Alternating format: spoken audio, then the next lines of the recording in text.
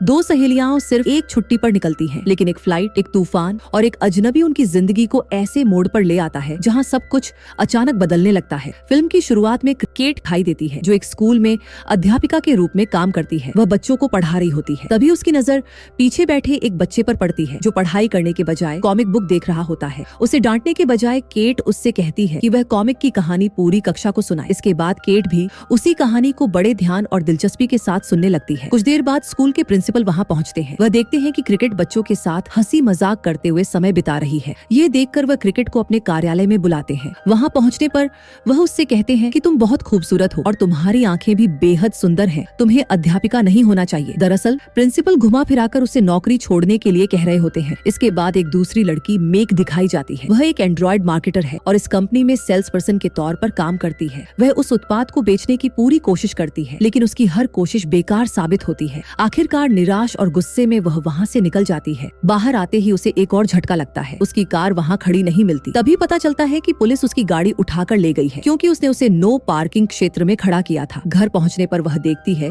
कि cat dog dance करते हुए मस्ती कर रही है। तभी मालूम होता है कि दोनों बहुत अच्छी दोस्त हैं और एक ही घर में साथ रहती हैं। मेक उदास होकर केट से कहती है कि उसका दिन बेहद खराब रहा। जिस उत्पाद को वह इंटरव्यू के लिए लेकर गई थी वह भी नहीं बिक पाया और ऊपर से पुलिस उसकी कार भी ले गई। ये सुनकर केट बताती है कि उसका दिन भी अच्छा नहीं बीता। उसे स्कूल की नौकरी से निकाल दिया गया है। अगली सुबह मेक जल्दी उठती है और केट से कहती है कि उन्हें कहीं बाहर जाना चाहिए ताकि उनका तनाव कम हो सके। केट इस बात को टालते हुए कहती है कि इस बारे में बाद में बात करेंगे। तभी मेक बताती है कि उसने पहले ही फ्लाइट बुक कर दी है और उनकी उड़ान में केवल 3 घंटे बाकी हैं। ये सुनकर केट के पास जाने के अलावा कोई विकल्प नहीं बचता। एयरपोर्ट पहुंचने पर दोनों देखते हैं कि वहां यात्रियों की लंबी कतार लगी हुई है। लाइन देखकर उन्हें लगता है कि अगर वे इसी तरह इंतजार करती रहीं तो उनकी फ्लाइट छूट सकती है। मेक कहती है कि वह उन्हें इस भीड़ से जल्दी बाहर निकाल देगी। लाइन से जल्दी निकलने के लिए वह एयरपोर्ट के एक कर्मचारी से हंसी मजाक करने लगती है। बातचीत में उलझकर वह कर्मचारी उन्हें सबसे पहले बाहर जाने देता है। दोनों विमान में अपनी अपनी सीट पर बैठते ही राहत की सांस लेती है, लेकिन उनके बीच वाली सीट पर ड्रूइड नाम का एक व्यक्ति बैठता है। वह बड़े आराम से राजा की तरह बीच में बैठ जाता है और दोनों लड़कियां भी उसकी मौजूदगी का आनंद लेने लगती हैं। बातचीत के दौरान वह बताता है कि वह फ्लोरिडा में अपने दोस्त की शादी में शामिल होने जा रहा है। कुछ समय बाद घोषणा होती है कि फ्लोरिडा में तेज तूफान और भारी बारिश के कारण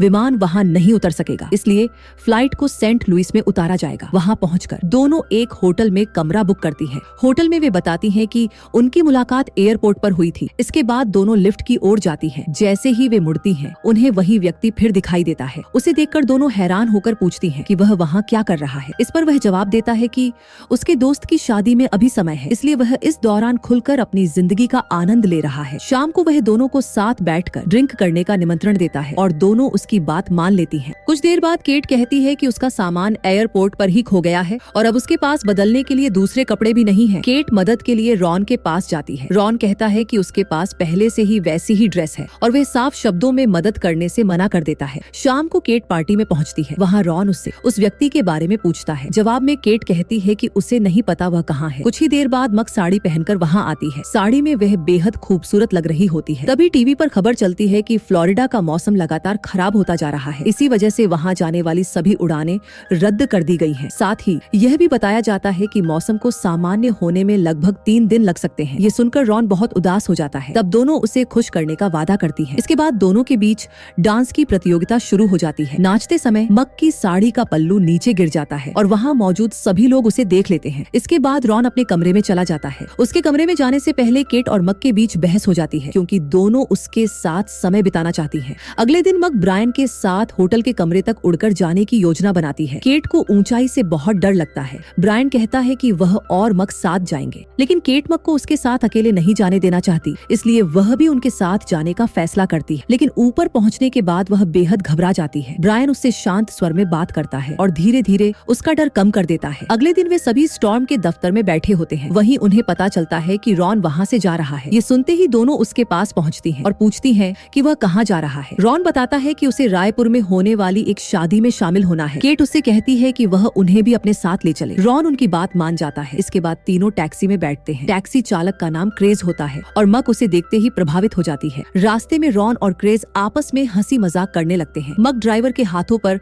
लोशन लगाने लगती है। केट को यह बात बिल्कुल पसंद नहीं आती। रॉन का ध्यान अपनी ओर खींचने के लिए केट उसे अपनी एक आपत्तिजनक तस्वीर दिखाने लगती है। ये देखकर मक बहुत नाराज नाराज हो जाती है। कुछ देर बाद वे एक पेट्रोल पंप पर रुकते हैं। रॉन वॉशरूम के अंदर चला जाता है। मौका मिलते ही मग बाहर से दरवाजा बंद कर देती है और इस बात पर खुश होने लगती है। थोड़ी देर बाद रॉन किसी तरह खिड़की के रास्ते बाहर निकलने की कोशिश करता है, लेकिन बाहर आते ही वह कूड़े के ढेर में गिर पड़ता है। उसके कपड़े पूरी तरह गंदे हो जाते हैं। वह वापस आकर बताता है कि किसी ने जानबूझकर बाथरूम का दरवाजा बाहर से बंद किया था और उसे अच्छी तरह अंदाजा हो जाता है कि यह काम किसने किया है। इसके बाद केट वहीं अपने कपड़े साफ करती है, कपड़े बदलती है और वापस गाड़ी में आकर बैठ जाती है। रास्ते में वह बताती है कि उसके गले में दर्द हो रहा है। यह सुनकर रॉन उसकी मदद करने की कोशिश करता है। एबी भी उसका गला दबाकर आराम देने लगती है, लेकिन केट को यह सब बिल्कुल पसंद नहीं आता। वह बेचैन होकर कराहने लगती है। गुस्से में आकर केट कई नींद की गोलियां एक पेय में मिला देती है और उसे मक को देने की कोशिश करती है, लेकिन मक उसे पीने से मना कर देती है। तब केट नाराज होकर वही बोतल खुद उठा लेती है और पीना शुरू कर देती है। मक उसे चेतावनी देती है कि इस हालत में वह गाड़ी चलाते चलाते सो सकती है। इस पर केट जोर से कहती है कि वह बहुत अच्छी ड्राइवर है और पहले भी शराब पीकर गाड़ी चला चुकी है। कुछ ही देर में रात हो जाती है और गाड़ी में बैठे सभी लोग नींद में डूब जाते हैं। इसी बीच ड्राइवर क्रेस की भी आंख लग जाती है। अचानक सड़क पर लगे एक संकेत को देखकर उसकी नींद खुलती है और वह गाड़ी को एक होटल तक ले आता है। होटल में प्रवेश करने से पहले गेट पर मौजूद कर्मचारी बोतल की जांच करता है। उसमें बड़ी संख्या में नींद की गोलियां देखकर सब चौंक जाते हैं। यह देखकर मक बहुत नाराज हो जाती है और गुस्से में अपना कमरा छोड़कर बाहर निकल जाती है। इसके बाद वह एक क्लब में जाकर बैठती है और शराब पीने लगती है। कुछ समय बाद करेन वहाँ पहुँचता है। दोनों थोड़ी देर तक बातचीत करते हैं, फिर वह वहाँ से चला जाता है। उधर प्लैट भी दिखाई देता है, जिसे राइट काफी समय से ढूंढ रही थी। वह उससे कहता है कि वह लंबे समय से उसे अकेले में तलाश कर रहा था। इसके बाद दोनों कमरे में जाते हैं और बिना ज्यादा सोचे समझे एक दूसरे के करीब आ जाते हैं। अगली सुबह करेन की मुलाकात केट से होती है। वह कहता है कि उन्हें किसी लड़की की वजह से आपस में नहीं लड़ना चाहिए, लेकिन पिछली रात की बातों को याद करके दोनों के बीच फिर से बहस शुरू हो जाती है। बात इतनी बढ़ जाती है कि दोनों दोबारा झगड़ पड़ते हैं। इसके बाद करेन शेरॉन से कहता है कि शादी में जाने के लिए केट ने उसकी कार चुरा ली थी। करेन को एक पोस्ट के जरिए पता चलता है कि ब्रायन किसी और की शादी में नहीं बल्कि अपनी ही शादी में जा रहा था। ये सच सामने आते ही करेन पुलिस से दोनों की रिहाई की गुजारिश करता है। वह कहता है कि ब्रायन ने इन दोनों की जिंदगी बर्बाद कर दी है और अब वह किसी और की जिंदगी भी खराब करने जा रहा है। करेन की बात सुनकर पुलिस उन्हें छोड़ देती है। इसके बाद दोनों बिना किसी निमंत्रण के सीधे शादी स्थल पर पहुंच जाती है। जब वे वहां पहुंचती हैं, तब तक समारोह लगभग पूरा हो चुका होता है। ब्रायन उन्हें देखकर वहां से भागने की कोशिश करता है, लेकिन दोनों उसे पकड़ लेती हैं। वे उससे पूछती हैं कि उसने उनके साथ ऐसा क्यों किया। ब्रायन सफाई देते हुए कहता है कि इसमें उसकी कोई गलती नहीं है। उसके अनुसार वही दोनों उसके साथ फ्लर्ट कर रही थी। वह यह भी कहता है कि जब कोई खुद उसके करीब आए तो वह इतना सीधा नहीं है कि कुछ न करे। उसी समय ब्रायन की होने वाली पत्नी वहां आ जाती है। हालांकि वह उनसे नाराज होती है, फिर भी वह उनकी मदद करती है। शादी से लौटते समय दोनों अपनी गलतियों को समझने लगती हैं। इसके बाद वे एक दूसरे को गले लगाती हैं और सुलह कर लेती हैं। केट से कहती है कि अब उन्हें किसी और के पीछे भागने के बजाय फिर से पहले की तरह सबसे अच्छी दोस्त बनकर साथ रहना चाहिए। कुछ समय बाद स्कूल का प्रिंसिपल केट को पदोन्नति दे देता है, क्योंकि उसे पहले से ही बच्चों के साथ पढ़ाने का उसका अनोखा तरीका पसंद था। दूसरी ओर मक का करियर भी सफल हो जाता है। आखिर में दोनों फिर से एक साथ रहने लगती हैं, बिल्कुल पुराने दिनों की तरह। इसी के साथ फिल्म समाप्त हो जाती है।